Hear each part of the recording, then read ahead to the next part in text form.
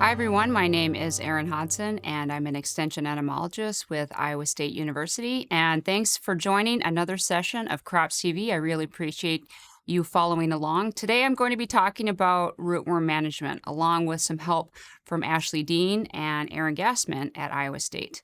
I would encourage you to access the field notes associated with this session for some links and additional resources on corn rootworm. This is my outline for today, highlighting some different areas of corn rootworm management. First, understanding rootworm biology and, importantly, the identification of two species in our state. I want to refresh memories on relating injury to yield losses and why this is such an important pest. And then just providing some reminders on how to assess root injury, what the implications of unexpected injury might be, and then also adult activity and some monitoring programs going on here at Iowa State. And then lastly, I wanted to highlight some research updates. One of them is fairly new, that would be available technology for farmers. And then one is literally hot off the press and just getting started this year, and I'm excited to share that too. So let's get started with some basics on 101 for rootworms. There are two species of concern here in Iowa. We have the northerns and the westerns. They belong to a family of leaf beetles and are similarly related to bean leaf beetle, cereal leaf beetle, and many others that would be considered plant herbivores. It's important to distinguish the two, and it would be important to understand the potential ratios that you have between northerns and westerns in your field. A recent needs assessment of farmers revealed that they have trouble distinguishing between northerns and westerns and often just kind of lump them together. But one species, in particular, the western corn rootworm, is having a lot of performance issues. And in other parts of the state, northern corn rootworm is becoming more dominant. And so, sort of the interplay or the dynamics or ratio shifts between these two species is of recent concern to many in our state. Like all beetles, corn rootworm goes through a complete life cycle: egg, larva, pupa, and adult. Right now it's the winter time, and so that's how corn rootworms spend the winter as an egg buried deep in the soil. With accumulating soil temperatures in the springs, those eggs will hatch and they'll move into a larval feeding stage. This is the most important life stage for economic concern. And they'll feed approximately a week each, but it really depends on temperatures and a few other factors, which I'll highlight later. During this time, they're going to be feeding on corn roots, and as you can imagine, the bigger larvae eat more than the smaller larvae. After they're finished with their larval development, they will pupate in a little earthen cell, and that's the time that they take to develop wings and reproductive parts, so that when they come out of that pupal case as an adult for the first and only time in the life cycle, they're above ground. And the adults are just interested in eating, finding mates, and laying eggs, and they'll do that for about 6 to 8 weeks. A little bit more about their biology because it's important to think about as far as management goes. From the first rootworm out of the soil to the last one could be 6 to 8 weeks. It is, again, temperature driven. So you could have fresh corn rootworm adults coming out for a fairly long period of time. In general, the western corn rootworm develops faster than the northern corn rootworm, and the males usually come out a few days before the females do. So I have some pictures on the right that show some of the color variation with both species. So for western corn rootworm on the top, you notice that the females have three distinct lines on the forewings, while the males to the right have more of a black smudge. It is more difficult to tell the difference between males and females for northern corn rootworm, but you will see some that are more green and some that are more tan or brown colored. So individual females could lay small clutches of eggs during that time, and over their lifetime, they may lay 500 or more eggs and around 6 inches under the soil surface. They do have local movement. They are highly driven by food and by finding mates, and really only travel as far as they need to get those things done. And so they could move within fields, between fields, around 40 meters per day. And in general, the northerns tend to move a little bit more than the westerns. As I mentioned, we really care about the larvae as the most important life stage, and their feeding over that approximately 3-week period destroys root tissue. And that definitely interferes with water and nutrient uptake, but it also makes our tall corn plants really unstable. So when you have inclement weather, hailstorms, and derechos, you can have corn that leans or goosenecks, lodges, and in some cases, you could have ears that get very close to the ground. Basically, it makes those plants unstable. And so this can really slow down harvest if you have corn that's lodged, and you might even have some further ear loss if those combines can't pick up the ears. So farmers have to go slow, and from my experience, they don't like to go slow. They like to go as fast as possible when the time is right to harvest. Early in the season, especially in May and June, I think it's important to distinguish root injury caused by a corn rootworm compared to other things that you could see in the field. In cool, wet springs, you could have a variety of pathogens that infect seed and seedlings. You could have 4 or 5 different nematodes that would destroy the root tips.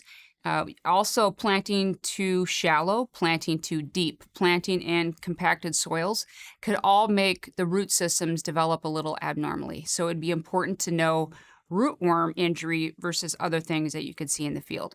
And in some cases, you could have multiple things going on. You could have sidewall compaction and rootworm larval injury at the same time. So this is me taking a picture of myself this summer of a corn plant that was very easily plucked out of the soil. You can see there's not much of a root system left, and I didn't need to wash it or clean it or anything. The root just kind of fell apart from the soil that was surrounding it, so I just could kind of pull it out of the ground.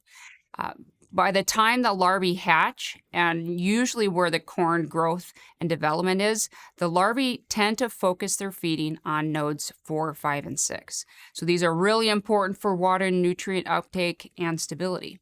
So you could have that feeding over 3 weeks completely destroy those roots on nodes 4, 5, and 6. And there was this huge meta-analysis done about 10 years ago that shows as each node is being pruned away, you can expect about a 15% yield loss. This could be further impacted if you have drought stress, which parts of Iowa have experienced prolonged drought stress in the past couple of years. So in this case, this picture that I'm looking at, I have this face because it's approximately 45% yield loss. Now you could have drought stress, you could have pathogens, you could have a number of other insects or diseases impacting that plant. And again, if the ear is close to the ground, you could have slow harvest conditions, or even in some cases, you can't pick up the ear. So a really frustrating pest to experience. And hopefully, it's something I never want farmers to experience for themselves. And so I think no matter what the plan is for you or your clients, I really encourage people to assess root injury. It is the most accurate way to understand the performance of a strategy or maybe multiple strategies that you're using on the farm. I think most universities and industry now are using the Iowa State node injury scale on a 0 to 3, and it's fairly intuitive. Each node on 4, 5, and 6 can have about 10 to 12 roots, depending on the genetics. And so what you want to do is count nodes that are pruned away to your first knuckle. It's approximately 1.5 inches. Or sometimes if you don't have symmetrical injury, say it's aggregated to one side or the other, you can count the number of pruned roots. So say a score of a 1 would be an entire node pruned away, or 10 roots anywhere on the root system. A score of a 2 would be 2 nodes or 20 roots. And a score of a 3, or maximum injury, would be 3 nodes pruned away or 30 roots anywhere on the root system. A really important benchmark, something that is not acceptable according to EPA standards, is to get a node injury score of 0.5 or greater. So this is half a node pruned away or 5 roots anywhere on the root system. This is a point at which in most fields with our good Iowa soils, you're not likely to see lodging, goosenecking, visible signs of stress like stunting or plants that look off color. And that's just because our corn plants can tolerate a little bit of this, although it would be considered economic. And so at this point, you are definitely experiencing economic injury. So that's bushels per acre that are being removed because of the larval feeding. But the EPA also says if you are planting a pyramid that's 2 or more traits expressed below ground for corn rootworm, and you're experiencing a 0.5 injury or greater, they would consider it unacceptable. That's a big red flag for them. So, depending on where you're getting your seed or maybe you're selling seed, you would have a different response. And there's sort of a spectrum of responses to exceeding this really important benchmark. Sometimes they're going to encourage you to do something else, a different type of management strategy. Other times they might say, why don't you try growing soybean or another crop? And sometimes the mitigation efforts could be even more extreme. So take that into account. You're not likely to see this really important benchmark unless you are digging up plants and assessing on that 0 to 3 scale. Here are some pictures I took in the summer of 2021, just showing you some different responses to larval injury. And if you look at the upper left first, it's a 0.2. It's fairly minimal injury with only two roots pruned away. And if you look at the upper right, you can see it's a plant that has sidewall compaction and really severe node injury, a score of a 2.2. So you're looking at the front view, and then I turned it on its side. So it's got a couple things happening at the same time. If you look at the lower left, the overall score is 2.6. And in this case, you actually see the brace roots that are making contact and establishing in the soil. This is a sign that the plant is lodged, the stalk is not at a normal angle, and the plant is trying to correct itself and hold itself upright. And so if you see brace roots, especially on one side, it is an indication that probably at some point in the growing season you had some lodging. And then in the lower right, again, you just see that maximum injury, nodes 4, 5, and 6 are completely pruned away. So I say this, it sounds easy to just dig up some roots and assess root injury, but it's actually very hard work. It's very time consuming and labor intensive. I've been doing it on some small plots, and that's much easier than, say, if I was trying to get a sample on a commercial, especially some of our very large fields. But this is a picture recap of some work that we did at the Southeastern Research Farm near Crawfordsville last year, where we're taking plants out of the field. In this case, the roots were surrounded by some really wet soil that was hard to dislodge from the system. And so we had to use power washers. We were soaking them in buckets, trying anything we could do to get a better look at the root system. And you can see the results of our work. We had a couple different treatments, which I'll show in a little bit, but this is, it takes a large team to do this. And so it's great, I guess, if you have interns, if you have young people on the farm or in the business that can do this, because it's really hard and dirty work. So for some, assessing root injury is just not going to be an option for them. And so I have other people that have questions about what else could I do? And that's a little less backbreaking. One thing that is done on a research level that I wouldn't expect a farmer or an agronomist to do is use these Illinois-style emergence cages. This is something that most corn rootworm entomologists are very familiar with. You put these small cages over corn, and then as the adults come out and emerge from the soil, they get collected in little jars at the top. This is a great way to confirm what species is coming out when. So if you ever had any questions about what species is overwintering in my field, if you had any questions about the variants of northern corn rootworm or western corn rootworm, this would be an absolute confirmation of that, because you're capturing them before they even get a chance to visit that field or maybe move to other fields. This, again, is not something that I think the average person is going to do, but we have had some increased interest with using sticky traps as a passive way to assess adult activity in the field. And if you've ever been in cornfields, especially continuous cornfields where you have a lot of rootworm adults flying around, you know that as you approach a plant to try and see how many are on there, they're very sketchy. And so they're going to bounce around, move around, fly away from you. And it's hard to count the number of adults on plants. And so these sticky traps are sticky, as the name would suggest, and you can attach them right to a corn plant, and you can leave them out for a few days or maybe even up to a week, and they will do a better job of assessing activity or adults per plant. But it is hard and sticky work. I can't say that sticky cards are an easy thing to do, but it is a less strenuous form of assessing activity in the field. So my recommendation for those that are interested in giving it a try is to do 2 or 3 transects per field when it comes to insect sampling. More is always better. Each transect would have 4 to 6 traps. And again, you could leave them out for about a week and you'd be sampling for 6 to 8 weeks. Remember, that is the duration that I would expect the first rootworm to the last rootworm to come out of the soil. It's a very extended bell curve of activity.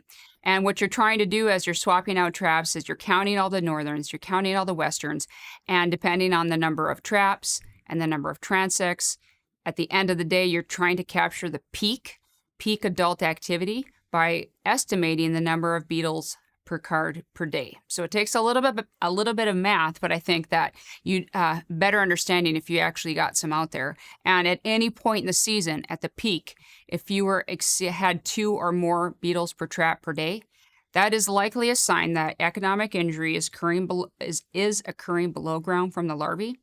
But there's enough adult activity in that field that there's likely mating and egg laying going on. So if you were to copy and paste the corn rootworm plan that you use this year to next year, you would likely experience economic injury again, and you might have at least that many, maybe even more beetles in that field next year. So that is your another way to indicate that you should be changing up the plan.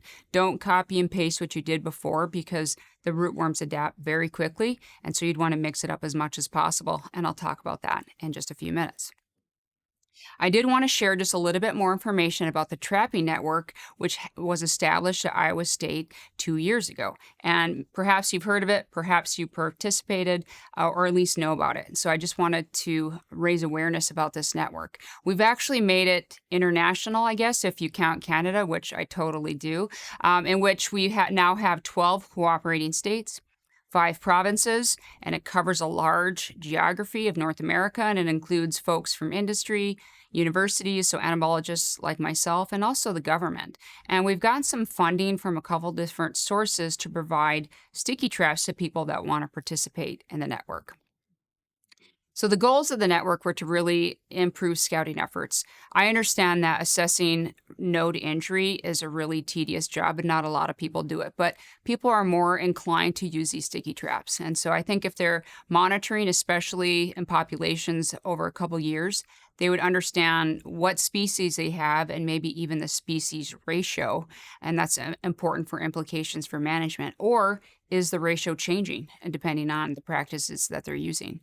And so, based on all that trapping information and maybe some of your surrounding neighbors, if they're participating, I think it just informs you on maybe appropriate management strategies to use in the future. And so, as I said, we provided sticky traps to those folks in the network that were willing to provide some information back to us. So, we wanted to know where they were and field history as much as they could provide, even as far as 3 years back on crops, hybrids that they're using, and any type of issue performance wise with insecticides or transgenics that they were noting. And we asked them to collect data for 4 weeks, so we kind of trimmed down the sampling plan and report numbers to us through an online application called Survey 123 on northerns and westerns. And ideally, we were trying to capture the peak emergence, and again, to see if any of those fields had exceeded that 2 or more beetles per card per day. So I have the data summarized for 2021, and we had a lot of participation, over 600 locations in that network. And if you're curious about Iowa, I guess I don't know if you could say we won, but we had the most locations of around 250. So I should say we had about 50 locations that actually had set up with individual cooperators, but we also had some industry that were partnering with farmers and were collecting data and then sharing that with us too. So we really appreciated the industry collaboration on this project. If you were interested to know in 2021 what the dominant species was, you can see here in blue represents the northern corn rootworm. Not surprisingly, northern Iowa, North Dakota, and then a few other states and provinces is where at the peak northern corn rootworm was the dominant species. And then on the other side, on the western corn rootworm, a lot more dots show up, not only in Iowa, but some of the surrounding states as well. So it does seem to be when you have a dominant species, or at least you have two species, it would be westerns that are dominating. And so again, it is the one that we're probably most concerned about in Iowa. So it's good to know that if you're trapping, you could identify at least that data coming in from your field. So the summary from the 2021 survey, Ashley was able to determine at any point in the season was that location met or exceed the threshold. And about a third of those fields did. 29% exceeded or met the threshold. So again, that's your sign to do something different. I think yield loss is occurring below ground. And so you'd want to mix it up. Do something different so you can reduce the number of adults that are produced and minimize the amount of root injury.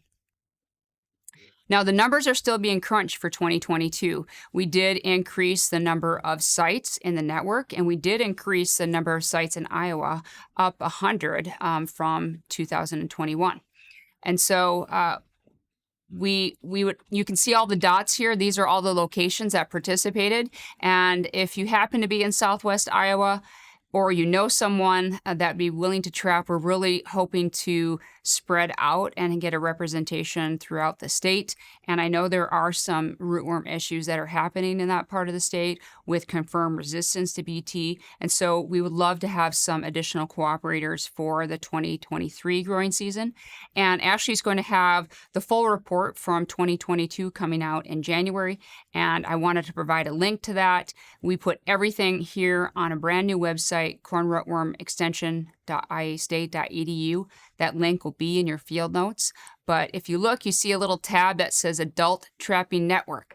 That is where you can get some real-time trap numbers. So in July and August of 2023, you'd be able to see that trapping information coming in, which is really exciting. You'd be able to see it by species and then total number of adults.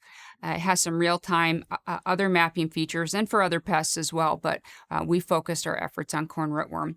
And then the website just includes more information because I went through it really quickly today on identification, the history of corn rootworm, the life cycle, and then some of our best management guidelines based on research.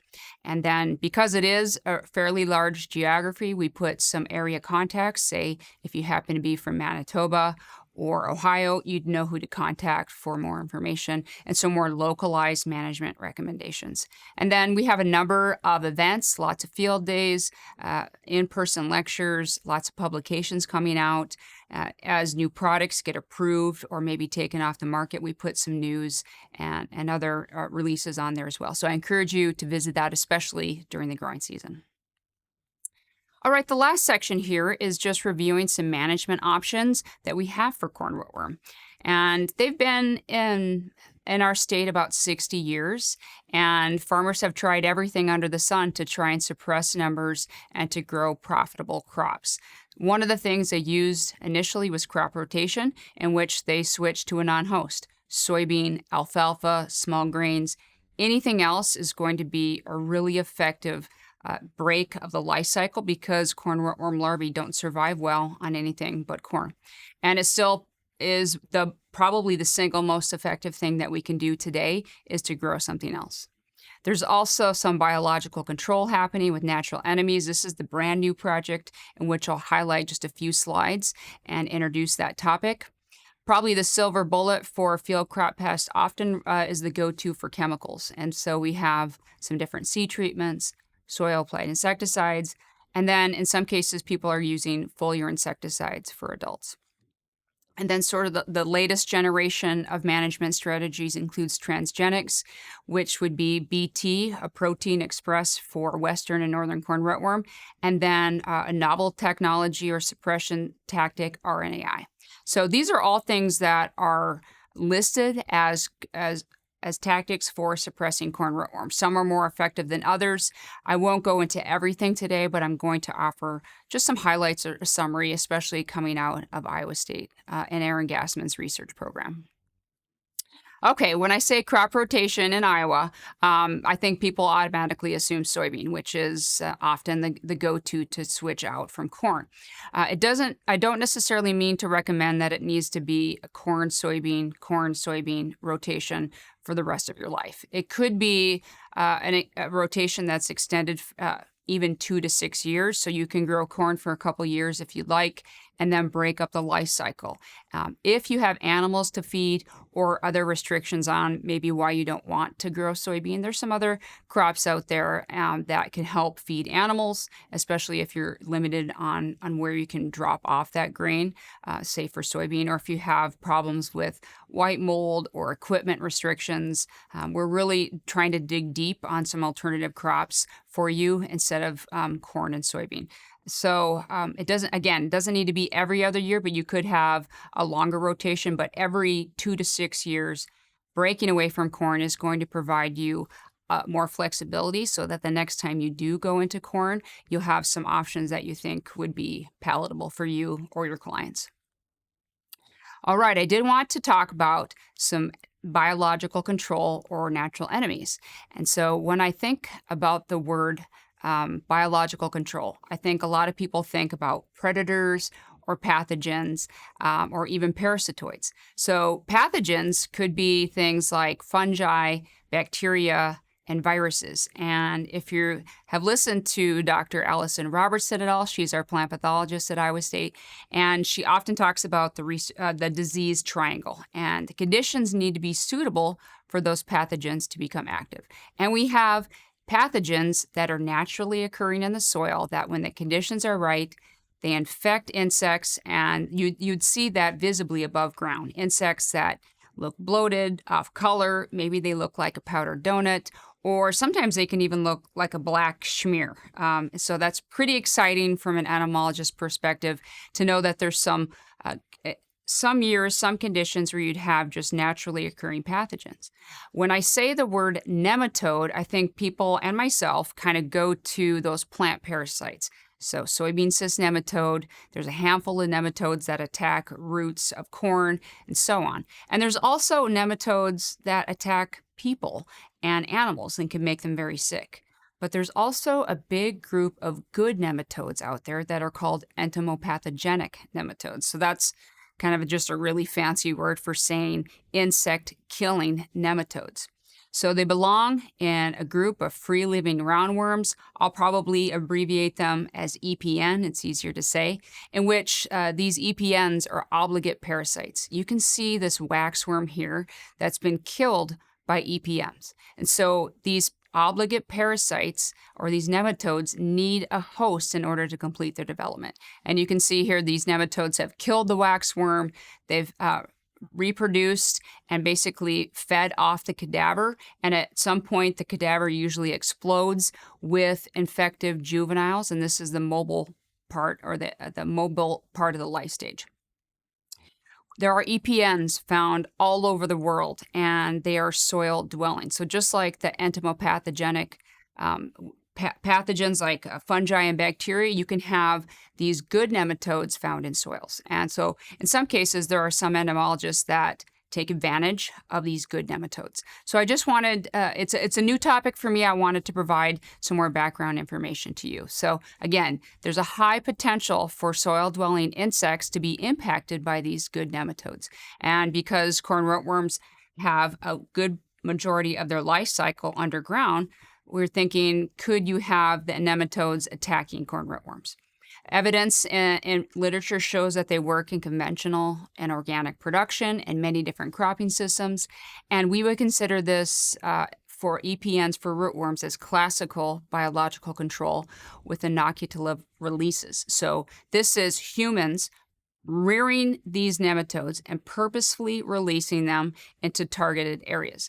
The idea would be you put low numbers of these nematodes out and hopes that they establish themselves and persist long-term for pest suppression. So this is a little bit different than some situations where you would put, say, a biological control agent out every year or every spring, and they may not be able to overwinter establish. But in this case, we were hoping for a classical project in which you put out a low number and they last for a long time.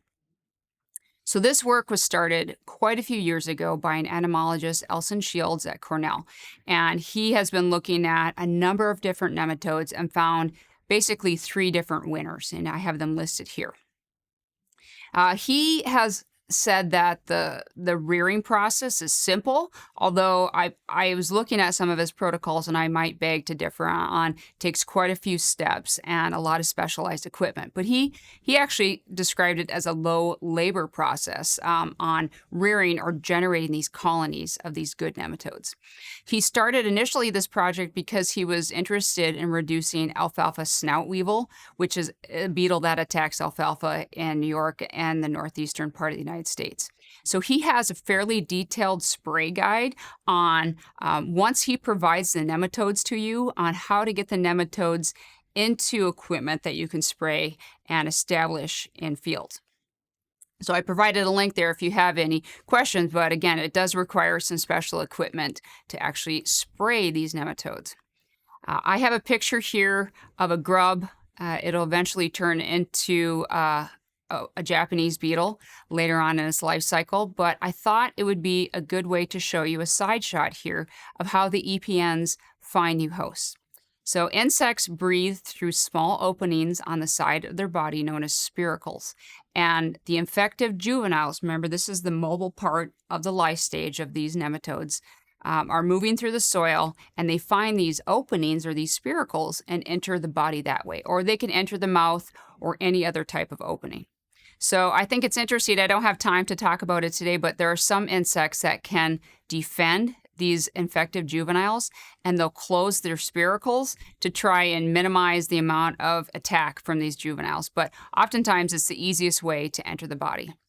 And probably not surprised to know that nematodes would basically live in different soil profiles. So they can live very close to the soil surface and some species live deeper down in the soil. But Elson Shields has thought that mixing up the species is a better way to enhance the effectiveness because there are some insects that are active closer to the soil surface and some that are further down in the profile. So an example of this is the 3 species that he spent the most time on.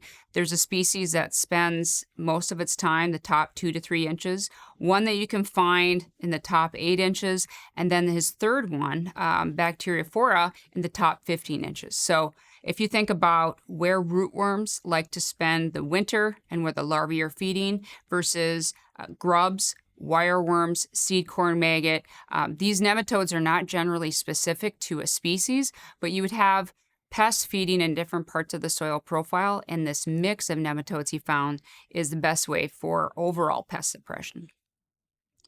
And so his application, I said, is he said it's easy, but I just wanted to give you a recap of what an application might be, just because I've had lots of questions about his program.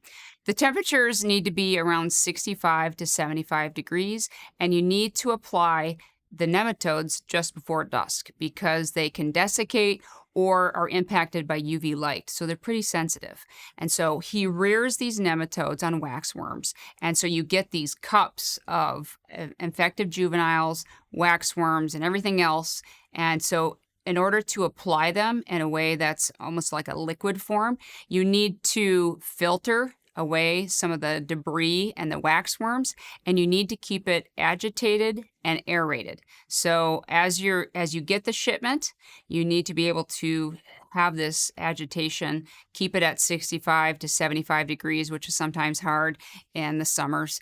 And then what you need to do is basically filter, remove the screens and any type of filter on the sprayer itself. And it takes high pressure and high volume and sprayer nozzles that are directed to the soil. So you're not applying them to the plants. It's almost like you're applying a drench to the soil, and then they make their way down into the soil profile. He estimates it takes about 4 cups of infective juveniles per acre to establish and make a difference, and he estimates about 15 to 25 million juveniles per cup.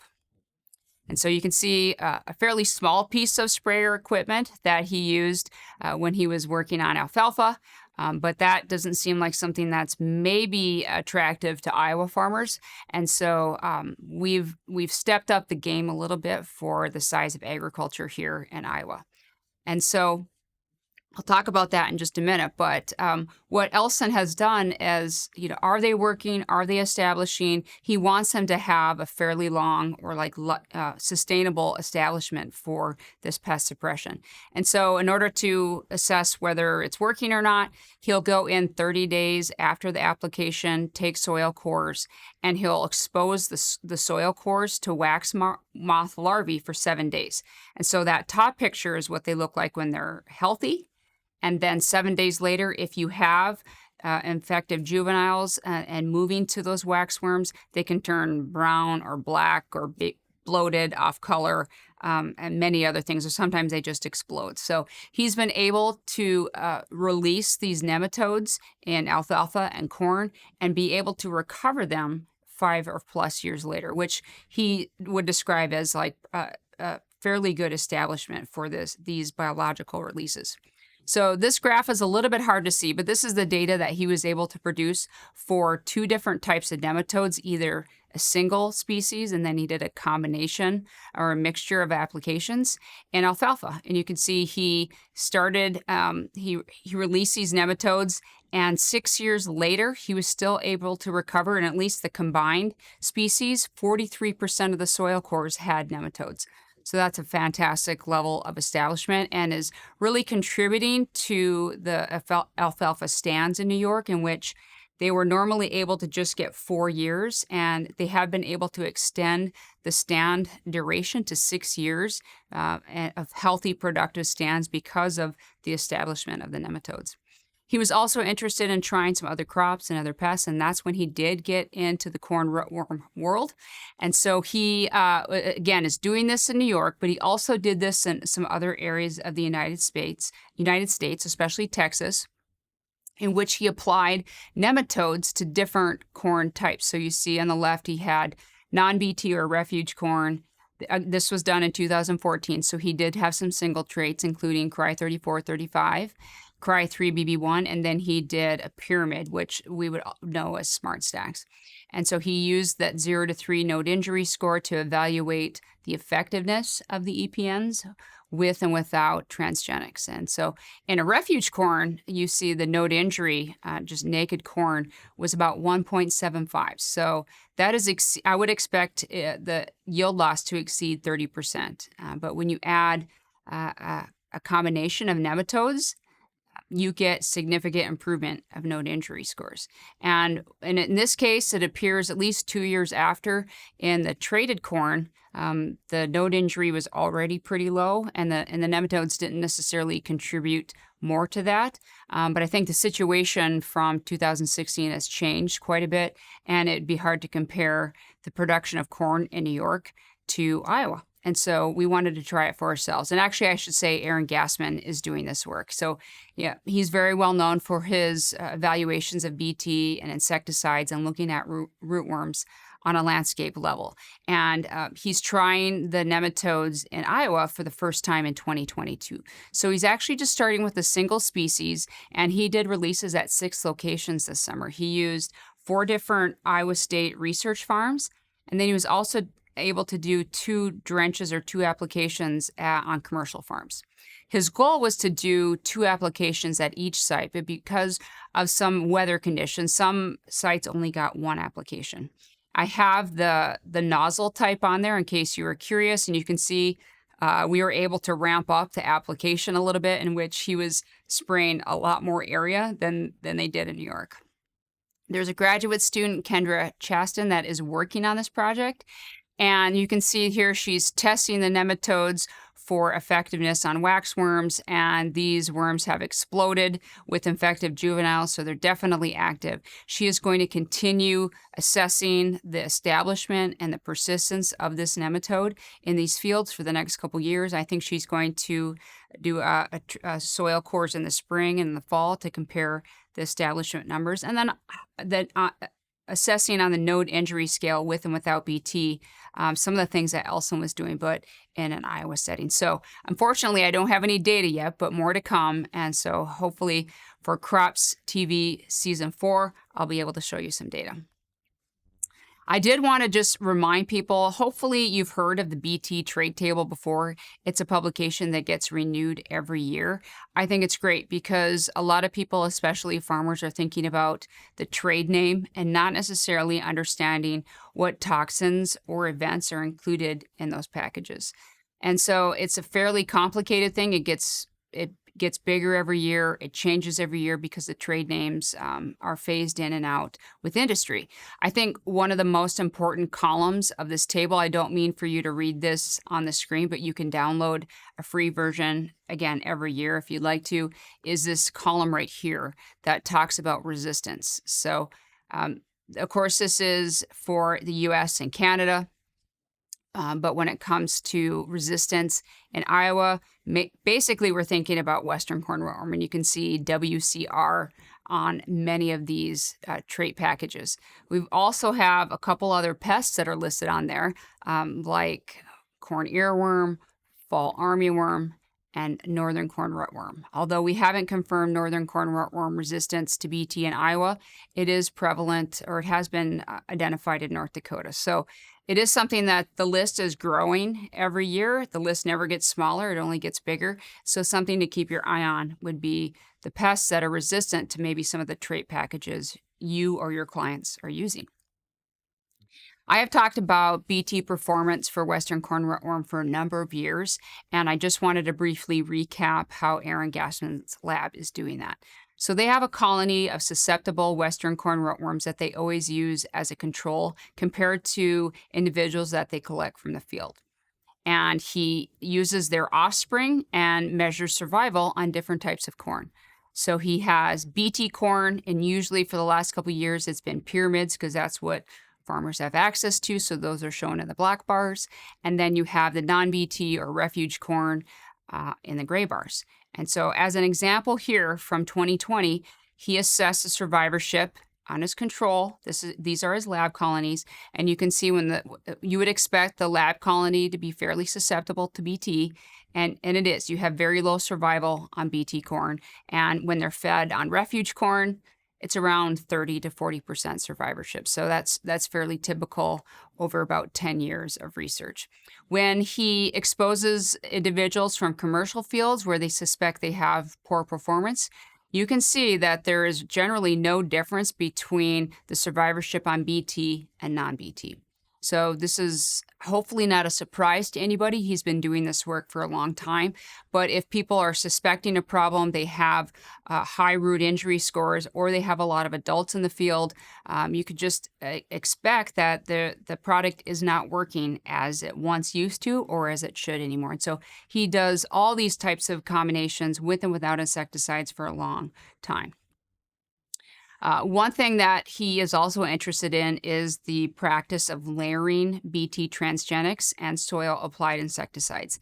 It is often sort of a go-to response if people think they're having a problem with BT performance, or if they've confirmed that they have a problem with the performance of that product.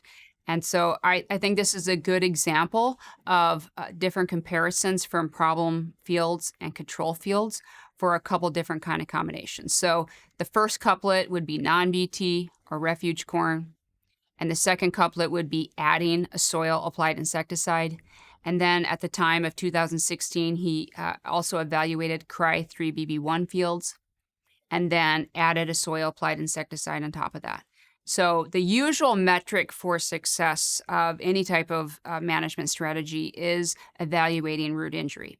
In this case, he took a different approach and used a metric of number of adults per plant generated from these different types of strategies. So remember at the top, there's that picture. He used these cages.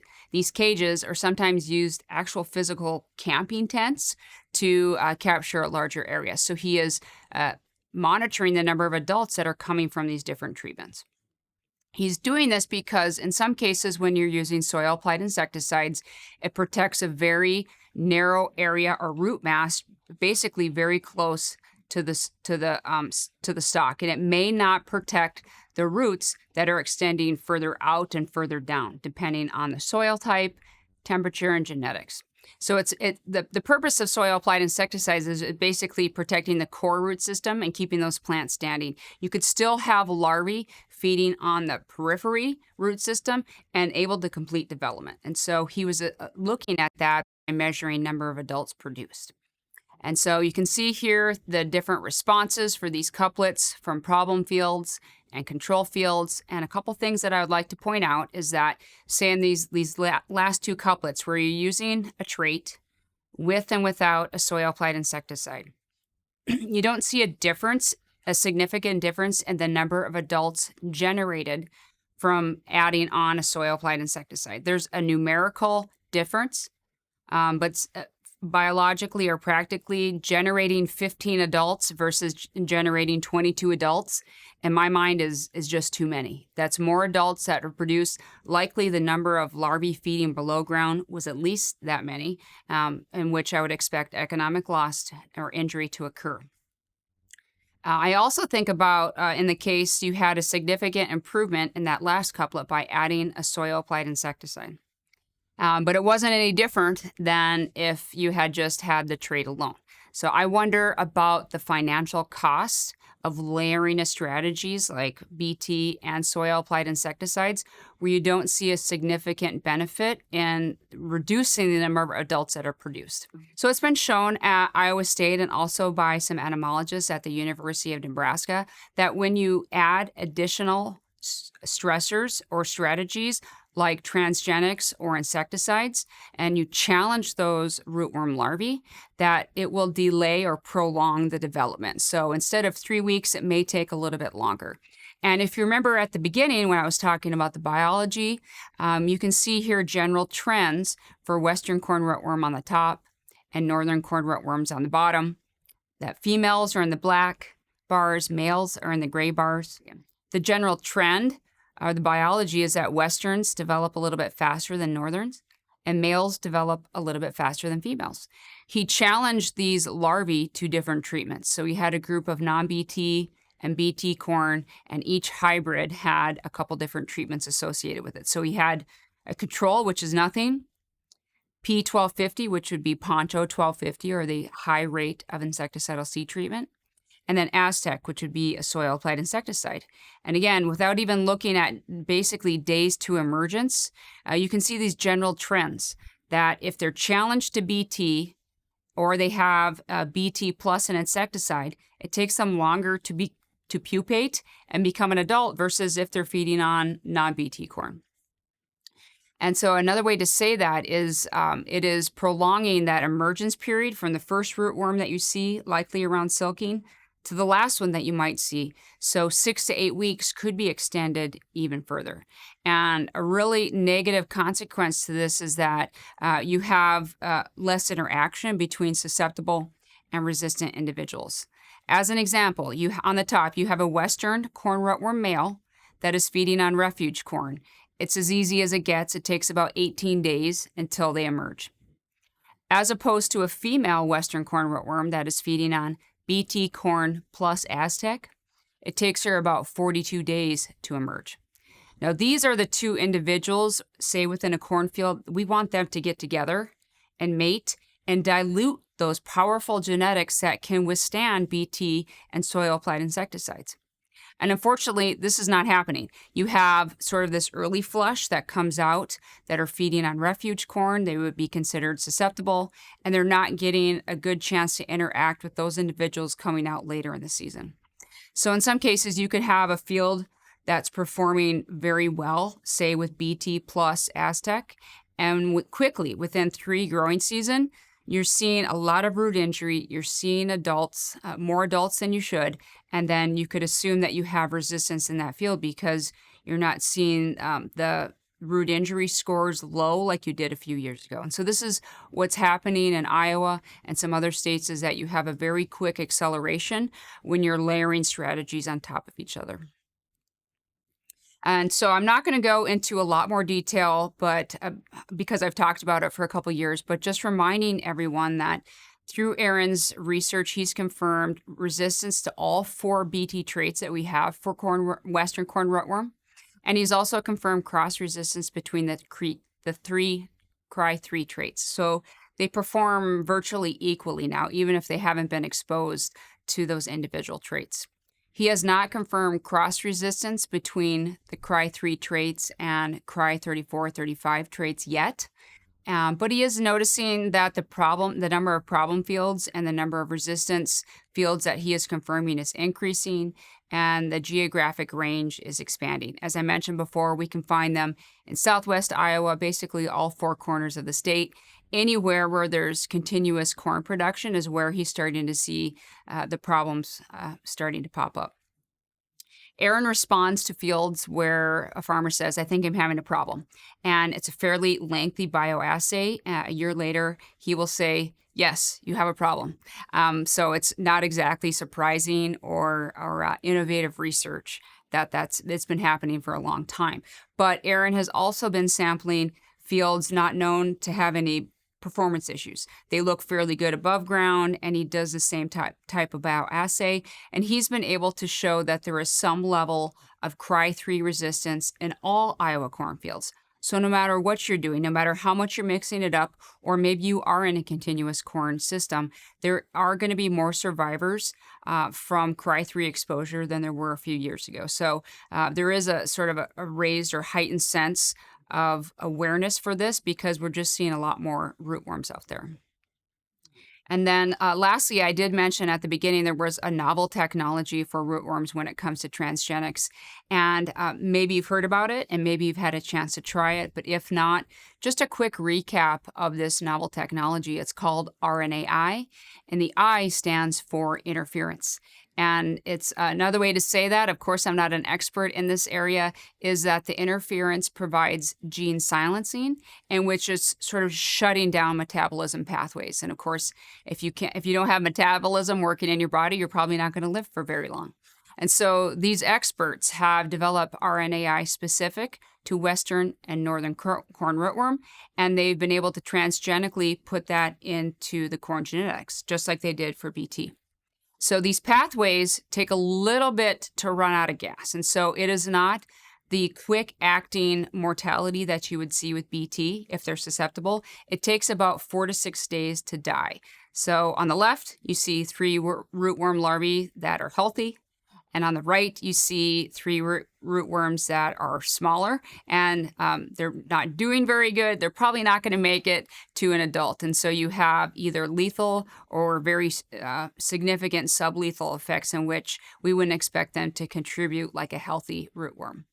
It's my understanding that RNAi will be paired or pyramided with BT. I don't know if this is always going to be the case, but I think it's what farmers would have access to at limited availability in 2022 and then looking forward into 2023 and beyond. I expect that there'll be increases in seed for farmers that want to give RNAi a try.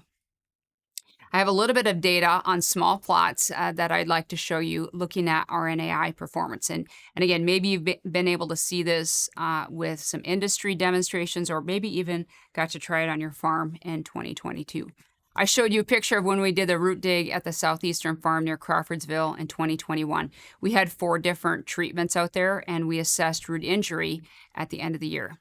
And in the untreated or the refuge corn, we had 1.75 on average root injury. So again, a point at which I would expect a 30% yield loss. But when we added a strategy, no matter what, Aztec, Smart Stacks, or Smart Stacks Pro, this is where the RNAi is incorporated, you see a dramatic improvement. It didn't matter what we did. If you do something, you're going to have a very good performance. And so it would tell me that we had pretty susceptible individuals to soil-applied insecticides, the BT traits, the 2 that are included in Smart Stacks for rootworms, or the RNAi. We also did the same thing, same field for another year in 2022. We had a few different treatments. We had refuge corn or no BT. We used Chrome, Smart Stacks, and Smart Stacks Pro. And then we did add Aztec, a soil-applied insecticide, to each hybrid. And just a couple things that I'd like to point out year from two different years, but it was the same field at Crawfordsville. The first thing I noticed is that when we compared Aztec between the 2 years, you notice that in 2022 the root injury ratings were up quite a bit, and it is past a point at which I would expect economic injury to occur. So we're losing bushels per acre, but in this case, Aztec in 2022 was a significant improvement over doing nothing at all. Another comparison I'd like to make is smart stacks between the years. You notice that the root injury rating is going up a bit. But when you added Aztec to that, you got a good improvement in reduction of root ratings, but it wasn't significantly different than just using smart stacks alone. And then this last comparison, Smart Stacks Pro between 21 and 22, it's virtually the same scores, maybe slightly better in 2021 than 2022. But this is a question I have to ask farmers or people that are selling seed and chemical is, what is the cost to, say, planting 50 acres of Aztec or Smart Stacks or Smart Stacks Pro? In the left, it appears it didn't matter what you did, you got about the same performance. But I could imagine the input costs between these strategies are quite different. When you continue to use or continue to implement continuous corn, especially for 3 or more years, I would expect no matter what you're doing, the root injury ratings would increase. And so this is what we saw. And generally, the root ratings are increasing. And in some cases, Aztec maybe it helped numerically reduce the root injury rating. But this is the circle here is what concerns me the most.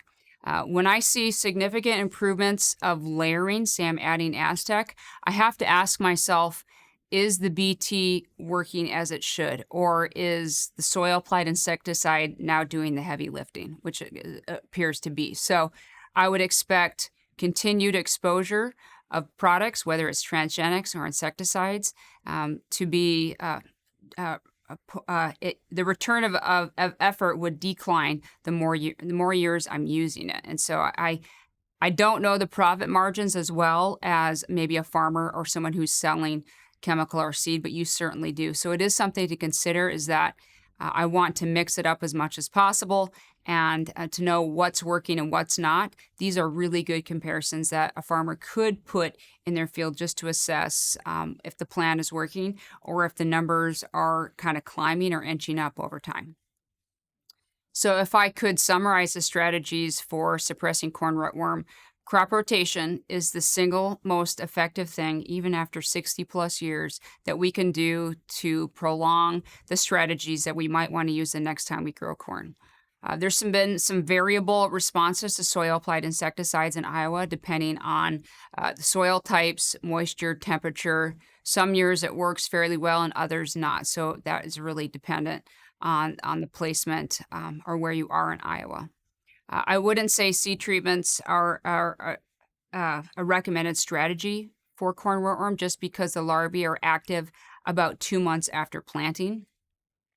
And foliar insecticides, I don't have time to get into today, but the responses are highly variable and generally not recommended as a profitable approach to corn rootworm management. Did spend quite a bit of time today talking about transgenics as sort of the latest and greatest strategy, but their performance, especially to BT, is sort of all over the place. So you want to monitor that very closely. So if I could rank them, I might put them in this type of order for now. And my recommendation for farmers is to rotate these strategies instead of layering them on. I think not only from a profitability standpoint, but also just a longevity, that the more we rotate, I think you'd be able to expect better performance when you do use those strategies. So I don't want this down corn, this scenario to happen to anyone. This is oftentimes what Aaron sees when he drives up to a field where a farmer says, I think I have a problem. And like I said, a year later, he will say, yes, you had a problem. And it's not something that I want a farmer to experience. And so there are certain scenarios that can make it more likely for resistance or poor performance when it comes to corn rootworm. And in the last couple seasons, if it happens to be in continuous corn, 3 or more years is generally the red flag when we start to see performance issues. Root ratings above a zero point 0.5 are unacceptable, and sticky cards where you have more than 2 adults per card per day should not happen in the field. I think in both of these cases, you're experiencing economic injury. If you happen to have late planted fields or late maturing hybrids, anything where silks are out latest in the neighborhood, it does sort of generate a sink so that all rootworms in the landscape are naturally drawn to that late maturing or replanted field. So they deserve more attention than maybe those early planted cornfields.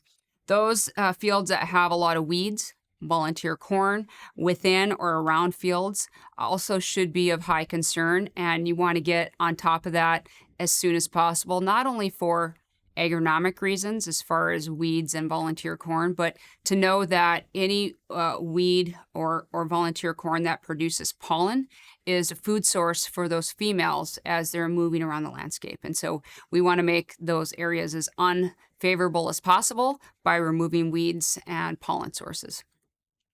And generally, just managing with confusion. I don't want to copy and paste a strategy for multiple years because especially Western corn rootworm can adapt to that very quickly.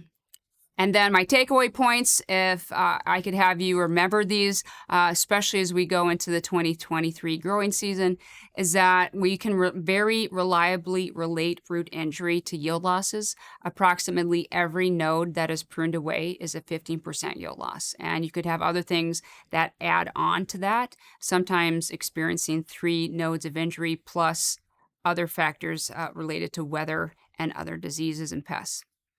We can assess root injury and adult activity to make management decisions for future growing seasons. And remember that we don't want to have root injury scores above a 0.5, and the sticky cards or the adult sampling should never exceed 2 or more adults per card per day. And then I did highlight some research, some old, some very new, but basically we want to cause confusion, and that's going to help with the sustainability of corn production in Iowa, and also make it more likely that farmers will generate a profit if they mix it up as much as possible. So I'd like to thank you for listening to my presentation here on Crops TV. Ashley and I are on Twitter, and so it's not hard to find us if you have questions, not only about rootworms, but about anything else field crop-wise with 6 legs. I did provide a field note for this session with some extra links and some resources. And then again, if you have any interest in joining this free trapping network for corn rootworm, let us get you connected with traps for 2023. So thank you.